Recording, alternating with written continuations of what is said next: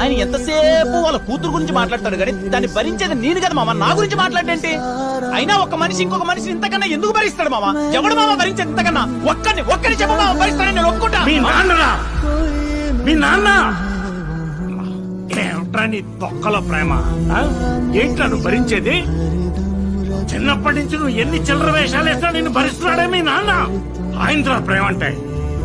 మీ నాన్న కింద పనిచేసే వాళ్ళ పిల్లలు చదివి ఫస్ట్ క్లాస్ లో పాస్ అవుతుంటే నువ్వు ఫెయిల్ అయి మీ నాన్నను ఫెయిల్ చేశావు. అది భరించడం కాదా? 10th క్లాస్ లో నువ్వు తాగి పడిపోయి మీ నాన్న పరువు తీసావు. అది భరించడం కాదారా?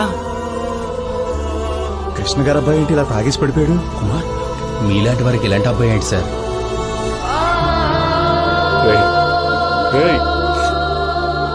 నువ్వు చేసే ప్రతి చిల్లర పని వెనకాల నీకు ఆనందం దొరికి ఉండొచ్చు, కానీ ఆయనకి నరకం కనపడేదిరా.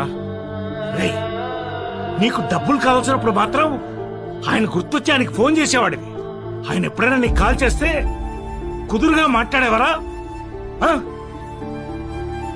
ఈ అనన్య గాడికి కట్టలు డొనేషన్లు కట్టి నీ వెనక కేరళ పంపించడానికి మా బావకు డబ్బులు ఎక్కువ కాలేదురా. ఒంటరిగా ఏమైపోతావన్న భయం. వీడికి రాత్రులు ఫోన్ చేసి నువ్వు ఎలా ఉన్నావో తెలుసుకుంటే గాని వాడికి ప్రశాంతంగా నిద్ర పట్టదురా.